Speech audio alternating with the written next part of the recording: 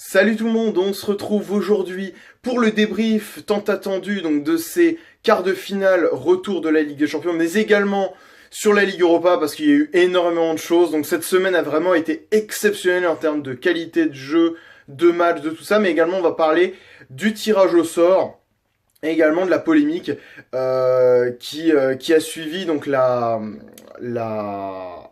on va dire le dérapage de Denis Balbir, hein, donc que vous avez sûrement vu sur les réseaux sociaux. Donc on va parler tout de suite des matchs de mardi. Donc on a commencé cette superbe semaine avec une soirée, c'est vraiment cette soirée qui a commencé la semaine de fou et en trombe. Pourquoi? Parce que nous avons eu un Manchester City Liverpool qui s'est soldé par un 2-1 pour Liverpool avec une équipe de Manchester City qui a, comme on s'attendait, attaqué fort le match avec un but dès la deuxième minute, mais qui n'a pas su vraiment concrétiser cette domination territoriale et de la possession. Qui n'avait pas franchement de grosses occasions, quelques-unes par-ci par-là, mais pour faire flancher Liverpool, il en fallait beaucoup plus. Et en deuxième mi-temps, ça s'est équilibré avec deux buts de Liverpool dans des situations un peu de contre. Donc voilà, qui se sont soldés sur une deuxième victoire, avec un 5-1 cumulé, donc une victoire écrasante de Jürgen Klopp contre Guardiola. Donc j'en suis agréablement content, enfin j'en suis vraiment super content. Agréablement content, ça se dit pas trop, mais enfin j'en suis super content. Voilà un style de jeu que j'adore, du jeu direct, du jeu efficace, du jeu offensif, qui sait être défensivement irréprochable et combatif. Et c'est ce que j'adore vraiment. C'est ce qu'il y avait avec l'Italie à l'Euro par exemple, avec Conte justement, avec Chelsea l'année dernière et malheureusement qu'il n'y avait plus cette année. Mais c'est vrai que voilà, c'est un peu le même style qu'a Jürgen Klopp, un petit peu plus offensif quand même. Mais voilà, c'est à peu près la même chose, c'est vraiment ce jeu-là que j'adore. Et voilà, ça a fait que Liverpool a dominé une équipe de City qui, selon moi, sera une bonne équipe de championnat, une bonne équipe de début de... Voilà, en fait, une bonne équipe jusqu'à mars. Mais après, dès que voilà, on va arriver en quart de finale, demi-finale, ils seront plus là et plus haut niveau. Alors qu'une équipe comme Liverpool qui a une ambiance, qui a une atmosphère autour de l'équipe, voilà, ça change tout, quoi, ça change vraiment tout. Donc on aura le plaisir de retrouver Liverpool en demi-finale. Donc ça faisait longtemps que c'était pas arrivé. Donc la dernière fois, ça devait être il y a presque 10 ans maintenant, hein, parce que bon, ça remonte les affrontements justement entre Chelsea et Liverpool en quart de finale, en demi-finale de Ligue des Champions, l'époque où les clubs anglais étaient vraiment au-dessus. Mais du coup, ça fait plaisir, ça fait vraiment plaisir. Une équipe de Liverpool que qui je l'espère, ira le plus loin possible. Ensuite, nous avons le match AS Roma-Barcelone, donc qui, comme vous l'avez pu le voir dans la présentation, je m'attendais... En fait, moi, dans la présentation, j'ai eu tout faux, hein, comme vous avez pu le voir. Mais c'est vrai que cette semaine a été complètement folle et du coup, on n'a pas perdu. En fait, on n'avait aucune chance de... Franchement, ceux qui ont fait des paris et qui ont réussi leurs paris, vraiment bien joué.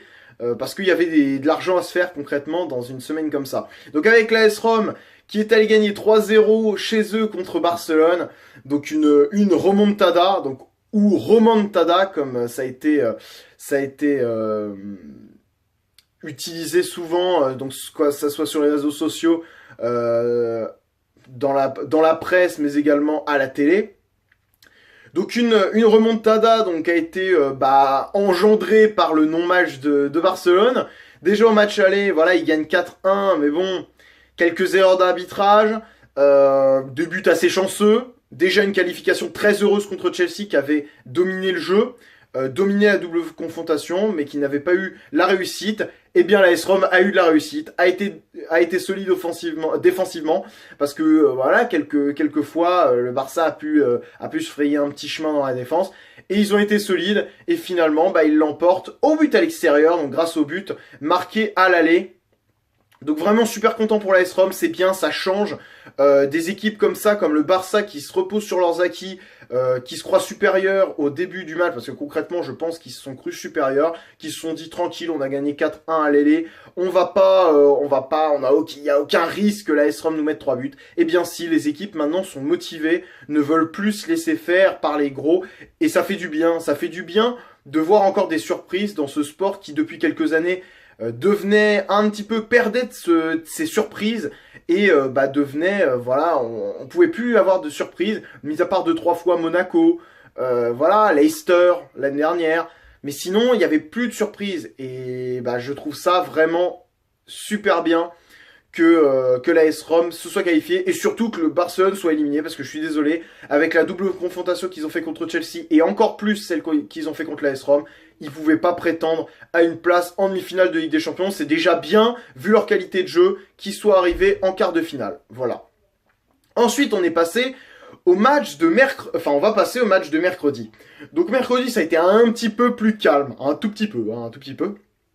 Donc avec notamment la victoire du Real, enfin la qualification du Real. Attendez, parce que la qualification du Real, parce que on a eu une équipe de la Juve qui était, étant supporter de la Juve, enfin j'étais plutôt résigné, j'étais à fond quand même, mais j'étais plutôt résigné la semaine dernière. Enfin il y avait pas photo. Je me suis dit concrètement c'est mort quoi. Enfin comment mettre 3 buts à une équipe du Real à domicile alors que t'as pas réussi à en mettre avec Dybala en plus de ça à domicile. Et pourtant ils l'ont fait. Ils l'ont fait un but dès les premières minutes du match. Donc encore un Mandzukic qui est là. Hein, donc très bonne stratégie d'avoir un mini Mandzukic sur le côté pour être tout le temps en duel contre Carvajal. Qui est un très bon joueur, mais qui malheureusement de la tête contre un joueur comme Mandzukic ne fait pas le poids. Un but de Matuidi. Et après, qu'est-ce qu'il y a eu? Tout le monde, on s'attendait tous à aller en prolongation, que ça se finisse en match épique avec peut-être un tir au but, ou un truc épique quoi. Et finalement ça a été épique mais d'une autre façon. 93e minute, un penalty sifflé contre la Juve, donc pour le Real, sur une faute sur Lucas Vazquez, sur une superbe remise de Ronaldo. Un Lucas Vazquez qui était mieux placé, donc c'est Benatia qui fait la faute. Alors j'ai un avis assez pas subjectif, mais assez dur sur ce penalty. En fait, je me dis que dans un contexte comme ça, dans ce contexte de domination et surtout de remontada, est-ce que c'est pire qu'une remontada là? Parce qu'il faut se dire que la remontada de la Roma, la remontada de Barcelone, c'est à domicile, porté par le public. Là, la Juve, ils l'ont fait au Bernabéu, donc faut quand même se rendre compte de l'ampleur que ça a. Enfin, je pense qu'il y en a qui se rendent pas compte de l'ampleur que ça a, et surtout les supporters du Real qui se rendent pas compte de l'humiliation que ça aurait été s'ils avaient été éliminés quoi, à domicile. Enfin, c'est pas à l'inverse. Enfin, c'est pas le Real qui a gagné chez eux à l'aller 3-0 et la Juve qui gagne 3-0 au retour, mais au Juventus Stadium, non, c'est l'inverse. Donc c'est d'autant plus incroyable. Et dans un contexte comme ça, selon moi, on ne peut pas siffler de penalty dans ces cas-là. C'est impossible. On peut pas. Pourquoi ? Parce que pour moi, alors c'est pas dans tous les cas on ne peut pas siffler un penalty. Bien sûr, si le gars il arrache l'autre en défense, enfin voilà, là oui, je suis d'accord, il y a penalty, il y a aucun doute. Sauf que ce penalty là, s'il y a autant de débat, c'est parce qu'il est pas incontestable, loin de là. Pourquoi ? Parce qu'il y a des arguments pour, ça c'est clair et net. Petite intervention, petite interruption. Du coup, oui, pour moi, on peut pas siffler un penalty là-dessus parce que voilà, nous avons une situation où Lucas Vazquez, ok, est mieux placé, ça c'est clair et net. Benatia arrive de derrière et en plus l'arbitre est derrière Benatia par rapport à Lucas Vazquez, donc est masqué par rapport à cette intervention. Alors est-ce que c'est l'arbitre de surface qui a donné le penalty, a donné l'information à l'arbitre central? On ne saura pas, on ne le sait pas. Mais il n'empêche que, selon moi, Benatia, on voit qu'il veut pas faire faute. Il essaye de contourner, de mettre son pied en opposition, de mettre son pied entre entre le Lucas Vazquez et le but. Il touche pas le ballon, mais est-ce qu'il touche vraiment Lucas Vazquez? On voit que sa main gauche est en l'air.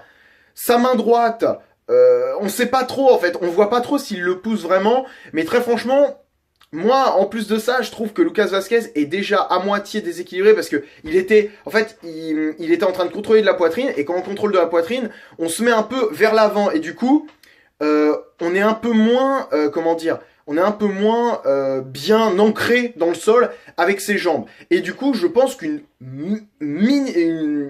toute petite poussette a pu faire qu'il tombe. Après, est-ce qu'une toute petite poussette peut être sanctionnée pour moi dans ce cas-là? Non. Avec son pied, il fait pas spécialement faute. Alors oui, c'est un petit peu brusque comme intervention, mais bon, à ce moment-là du match, 93e minute, je pense que l'arbitre peut être un petit peu clément, peut se dire, voilà, c'est quand même normal à la 93e minute de pas être aussi lucide, de ne pas, du coup, être un petit peu brusque dans son intervention, mais sans pour autant faire faute. Concrètement, Lucas Vazquez, s'il avait voulu marquer vraiment, Ronaldo, vous inquiétez pas que il aurait pas attendu. Ronaldo, il aurait été à la place. Bon, il aurait fallu que quelqu'un lui fasse la remise. Et est-ce que quelqu'un aurait fait cette remise à sa place? Je ne sais pas.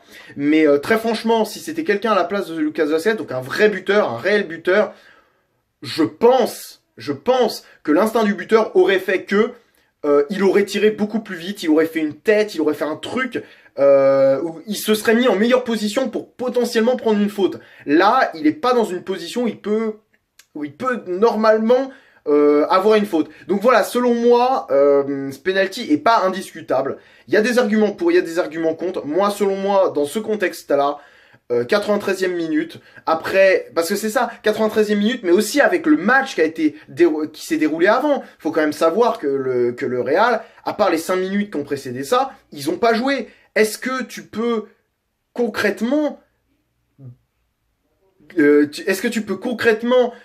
enlever toute la remontée qui a été faite par la Juve sur un simple penalty donné à une équipe qui a pas joué du match à domicile? Je ne pense pas. Voilà. Du coup, selon moi, penalty, non. Selon moi, il doit pas être tiré. Doit pas être sifflé. Après, je suis un peu plus pour la Juve, donc je suis pas le plus objectif, mais selon moi, voilà. Je pense qu'avec un petit peu d'objectivité, on se rend compte que voilà, le penalty gâche un peu tout en fait, parce que le Real avait fait un super match à l'aller, la Juve a fait un super match au retour. Selon moi, ça doit terminer aux prolongations. Le Real méritait pas parce que pourquoi il méritait pas? Zidane a dit en conférence, aux journalistes, sur les deux matchs, c'est mérité. Eh bien, je suis désolé, mais selon moi, non. Au match retour, il y a qu'une équipe sur le terrain, la Juve, et au match aller, il n'y a pas que le Real. Le Real a été meilleur dans la finition, a gagné 3-0, c'était exceptionnel, je l'ai dit dans mes vidéos de débrief, mais il n'empêche que la Juve a pas démérité et a eu quelques occasions franches, ce que le Real n'a pas eu au match retour. Donc pour moi, si on essaie de comparer un petit peu, c'est même la Juve qui aurait plus mérité de passer. Donc voilà, selon moi, ça devait finir aux prolongations. Moi, je cherche même pas à dire la Juve devait passer avant. Non, pour moi, ça doit finir aux prolongations et ça aurait été d'autant plus épique. Voilà. Également, on a eu un petit match, donc Bayern-Séville. Donc voilà, un match qui s'est soldé sur un 0-0. Enfin, le Bayern a géré, quoi. Ils ont pas cherché à faire plus. Séville part par la grande porte, concrètement. Ils pouvaient pas faire plus, voilà, je pense qu'ils sont allés se limiter à ce niveau-là. Déjà, c'était assez exceptionnel d'avoir éliminé Manchester United.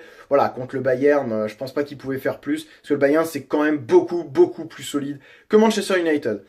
Du coup, en demi-finale, on va se retrouver avec un AS Roma Liverpool, enfin un Liverpool AS Roma plutôt, et un Bayern Real. Et je suis super content. Pourquoi je suis super content?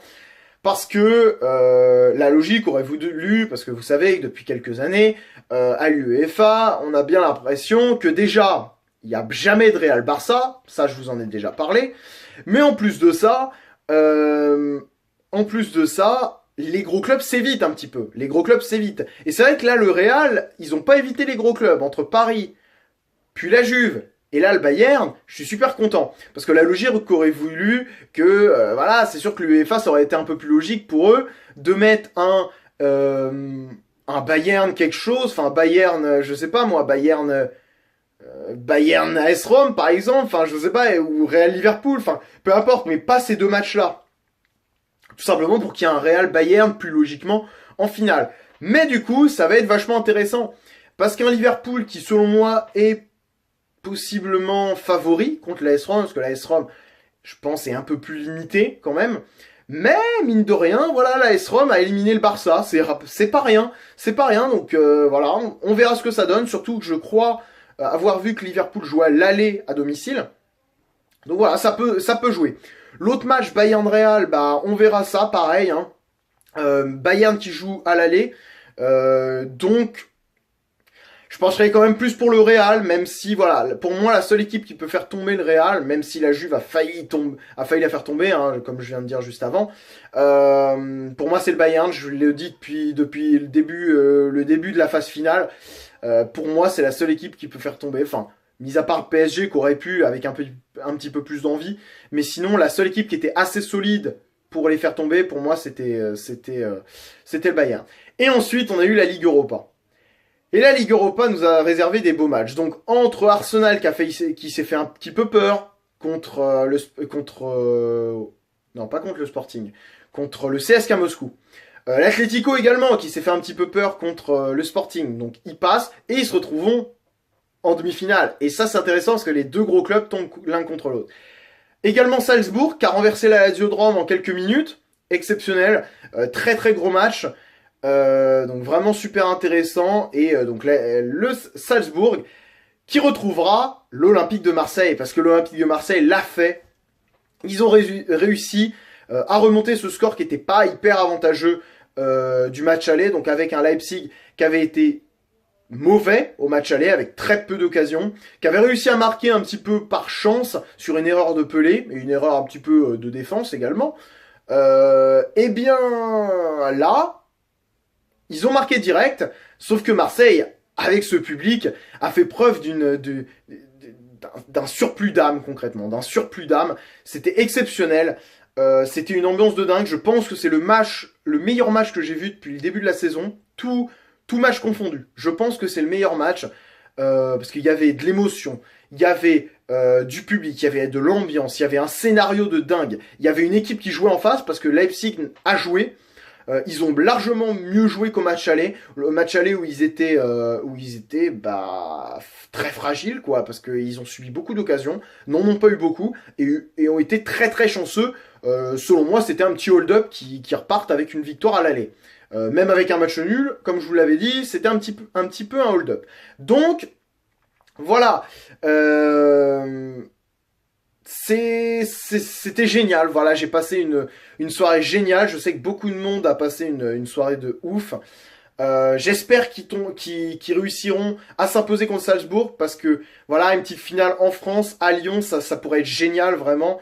Donc voilà, j'espère en tout cas que ça se fera, concrètement, que ça se fera. Parce que voilà, il y a du cœur, il y a du talent, avec notamment un Payet qui a été exceptionnel, un Gustavo patron, un Rami remis de blessure qui est rentré, qui a pallié la blessure de Bounassar, qui je l'espère n'est pas trop grave, parce que Bounassar était exceptionnel. C'est vrai qu'il est pas mal décrié depuis quelques années, depuis qu'il est à l'OM, hein. Mais c'est vrai que là, cette saison, en arrière droit et en piston, comme là il jouait et qu'il joue depuis quelques temps, et bah il est super utile. Pourquoi ? Parce que c'est un ailier de métier. Il a été positionné arrière droit quelques fois enfin même pas mal de fois par Rudy Garcia. Et du coup, ça l'a fait progresser en défense, mais également en attaque, comme il a moins d'attaques, enfin moins d'occasions. Il se doit d'être plus efficace et je pense que ça l'a fait progresser et je pense que Piston est carrément le rôle qui lui va bien à la même en fait c'est un peu le même profil qu'un Victor Moses en fait à Chelsea, c'est exactement le même profil et je trouve que c'est vachement intéressant, défensivement intéressant via sa vitesse et offensivement il peut créer des différences comme on l'a vu dans les 20-25 minutes qu'il a passé sur le terrain. Également on a vu un Mitroglou un petit peu en difficulté. Un Thauvin un petit peu en dessous physiquement, logique, il revenait de blessure, mais un bon Thauvin quand même. Un très bon milieu composé de Sanson et de Lopez, un milieu ultra offensif, mais qui a joué son rôle de relais à merveille, voilà, entre un Luis Gustavo qui est normalement un petit peu plus milieu, qui jouait défenseur, donc du coup qui faisait le rôle d'un milieu défensif également. Et du coup, voilà, tout a bien fonctionné en fait. Ils se sont pris 2 buts, mais ils en ont marqué 5. Ils auraient pu en marquer plus si Mitroglou avait été plus efficace et moins fautif sur l'action de Payet par exemple. Mais voilà, en tout cas, on a vu un super match, des super matchs en Ligue Europa, une semaine de dingue, et en espérant que les demi-finales soient tout aussi dingues.